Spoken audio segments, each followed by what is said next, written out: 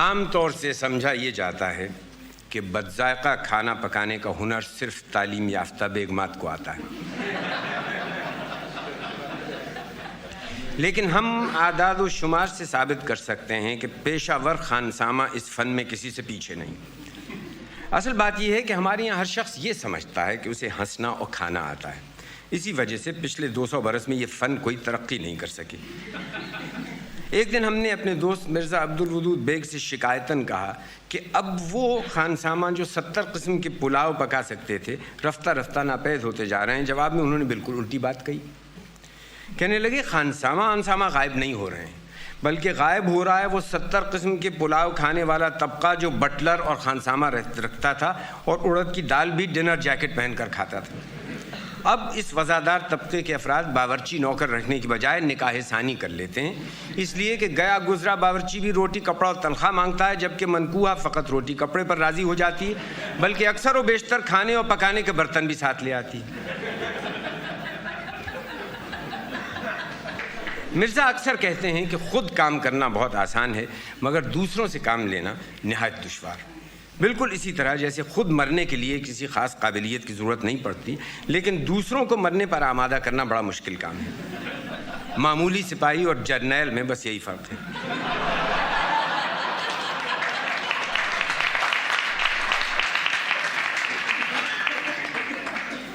اب اسے ہماری سخت گیری کہیے یا نااہلی کہ کوئی خانسامہ ایک ہفتے سے زیادہ نہیں ٹکتا۔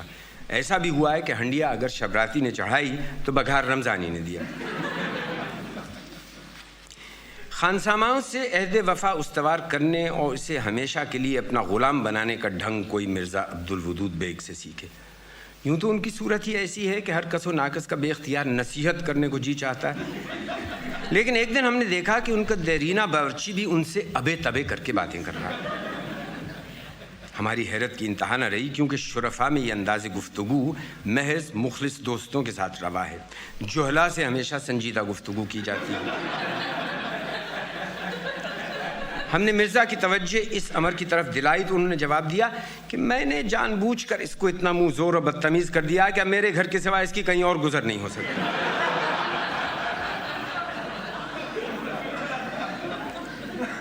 کچھ دن ہوئے ایک مڈل فیل خانسامہ ملازمت کی تلاش میں آ نکلا اور آتے ہی ہمارا نام اور پیشہ پوچھا، پھر سابق خانساماؤں کے پتے دریافت کیے، نیز یہ کہ آخری خانسامہ نے ملازمت کیوں چھوڑی۔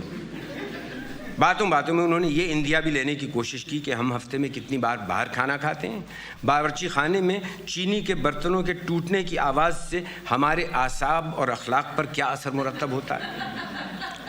کچھ دیر بعد ہمیں یوں محسوس ہونے لگا جیسے وہ ہم میں وہی خوبیاں تلاش کر رہے ہیں جو ہم ان میں ڈھونڈ رہے ہیں۔ یہ آنکھ مچولی ختم ہوئی اور کام کے اوقات کا سوال آیا تو ہم نے کہا اصولاً ہمیں محنتی آدمی پسند ہیں۔ خود بیگم صاحبہ صبح 5 بجے سے رات کے 10 بجے تک گھر کے کام کاج میں جٹی رہتی ہیں۔ کہیں صاحب ان کی بات چھوڑیے، وہ تو گھر کی مالک ہے، میں تو نوکر ہوں۔ ساتھ ہی ساتھ انہوں نے یہ وضاحت بھی کر دی کہ میں برتن نہیں مانجوں گا، جھاڑو نہیں دوں گا، ایشٹرے نہیں صاف کروں گا، میز نہیں لگاؤں گا، دعوتوں میں ہاتھ نہیں دھلاؤں گا۔ ہم نے گھبرا کر پوچھا پھر کیا کرو گے؟ بولا یہ تو آپ بتائیے، کام آپ کو لینا ہے، میں تو تابع دار ہوں۔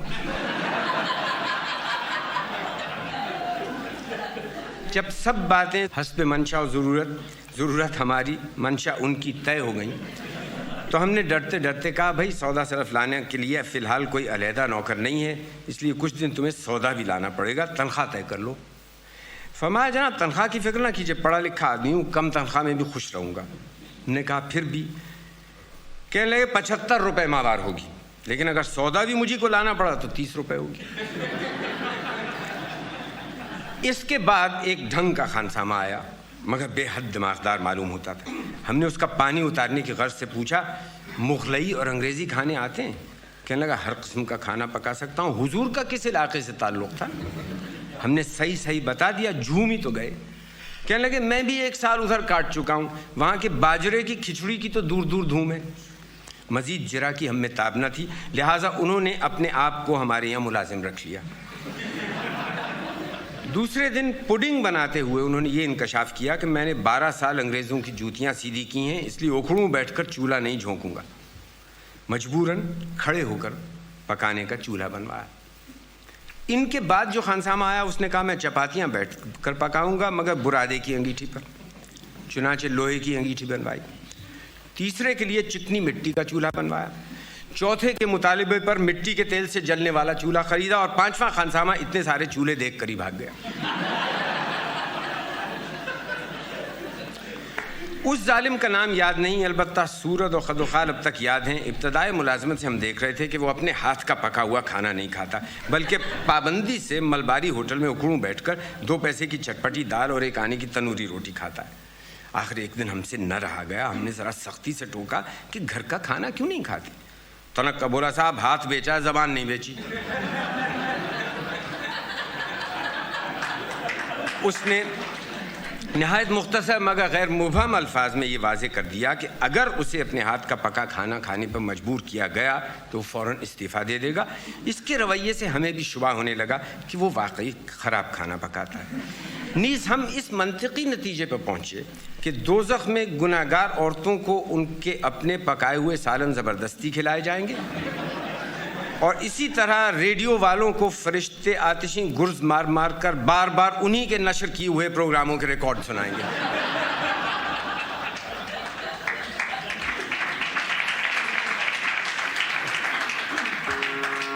گزشتہ سال ہمارے حال پر رحم کھا کر ایک کرم فرما نے ایک تجربہ کار خانسامہ بھیجا جو ہر علاقے کے کھانا پکانے جانتا تھا.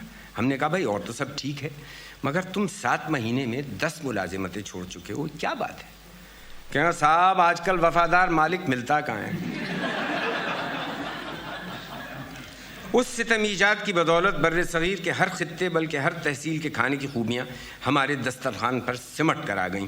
مثلاً دوپہر کے کھانے میں دیکھا کہ شوربے میں مسلم کیری ہچکولے لے رہی ہے اور سالن اس قدر ترش ہے کہ آنکھیں بند ہو جائیں اور اگر بند ہوں تو پٹ سے کھل جائیں.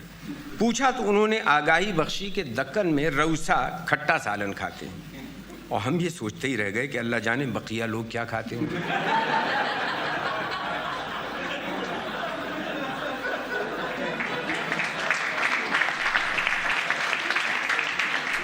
اگر آپ کو کوئی کھانا بے حد مرغوب ہے جو چھڑائے نہیں چھوٹتا تو تازہ واردان بساط مطبخ اس مشکل کو فوراً آسان کر دیں گے.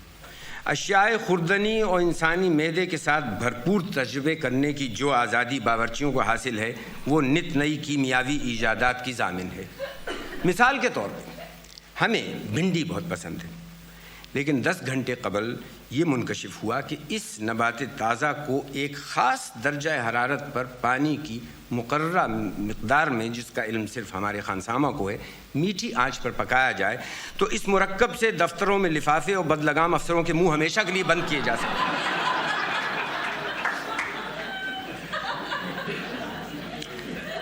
یہ بات نہیں کہ ہم خدا نخواستہ بیماری اور موت سے ڈرتے ہیں. ہم تو پرانی چال کے آدمی ہیں، اس لیے نئی زندگی سے زیادہ خوف کھاتے ہیں. موت برحق ہے اور ایک نہ ایک دن ضرور آئے گی. بات صرف اتنی ہے کہ اسے بلانے کے لیے ہم اپنی نیک کمائی میں سے 50-60 روپے ماہوار خرچ نہیں کرنا چاہتے. ہمیں کسی ناشناس حکیم کے ہاتھوں مرنے پر بھی چندہ اعتراض نہ ہوگا لیکن ہم کسی صورت خانسامہ کو بالاختصار روح قبض کرنے کا اختیار نہیں دینا چاہتے. یہ صرف حکیم اور ڈاکٹروں کا حق ہے. بیماری کا ذکر چل نکلا تو اس قوی ہیکل خانسامہ کا قصہ بھی سن لیجئے جن کو ہم سب آغا کہا کرتے تھے. آغا اس لیے کہتے تھے کہ وہ سچ مچ آغا تھے. ان کا خیال آتے ہی معدے میں مہتابیاں سی جل اٹھتی ہیں. کھانا پکانے کا انداز وہی رہا جو ملازمت سے پہلے ہینگ بیچنے کا ہوتا تھا، یعنی ڈرا دھمکا کر اس کی خوبیاں منوا لیتے تھے. بالعموم صبح ناشتے کے بعد سو کر اٹھتے تھے. کچھ دن ہم نے صبح تڑکے جگانے کی کوشش کی لیکن جب انہوں نے نیند کی آڑ میں ہاتھا پائی کرنے کی کوشش کی تو ہم نے بھی ان کی اصلاح کا خیال ترک کر دیا. اس سے قطع نظر وہ کافی تابع دار تھے. تابع دار سے ہماری مراد یہ ہے کہ کبھی وہ پوچھتے کہ چائے لاؤں اور ہم تکلفاً کہتے کہ جی چائے تو لے آؤ اور نہ جی چائے تو نہ لاؤ.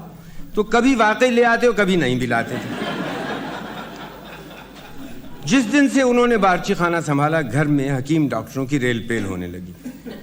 ایک دن ہم اسی ادھیڑ بن میں لیٹے ہوئے گرم پانی کی بوتل سے پیٹ سینک رہے تھے اور دوا پی پی کر ان کو کوس رہے تھے کہ وہ سر جھکائے آئے اور خلاف معمول ہاتھ جوڑ کر بولے خود تم روز روز بیمار ہوتا ہے، اس سے ہمارا قبیلہ میں بڑا رسوائی ہوتا ہے، خود کھانا خراب ہے. اس کے بعد انہوں نے کہا سنا معاف کرایا اور بغیر تنخواہ لیے چل دیے۔ ایسی ایک اور دعوت کا ذکر ہے جس میں چند احباب مدعو تھے۔ نئے خانسامہ نے جو قورمہ پکایا اس میں شوربے کا یہ عالم تھا کہ ناک پکڑ کے غوطے لگائیں تو شاید کوئی بوٹی ہاتھ آ جائے، اکا دکا کہیں نظر بھی آ جاتی تو اس طرح سے کہ صاف چھپتی بھی نہیں سامنے آتی بھی نہیں۔ دوران ضیافت احباب نے بکمال سنجیدگی مشورہ دیا کہ ریفریجریٹر خرید لو، روز روز کی جھک جھک سے نجات مل جائے گی، بس ایک دن لذیذ کھانا پکوا لو، ہفتے بھر ٹھاٹ سے کھانا کھاؤ اور کھلاؤ۔ قسطوں پر ریفریجریٹر خریدنے کے بعد ہمیں واقعی بڑا فرق محسوس ہوا، اور وہ فرق یہ ہے کہ پہلے جو بدمزہ کھانا صرف ایک ہی وقت کھاتے تھے اب اسے ہفتے بھر کھانا پڑتا ہے۔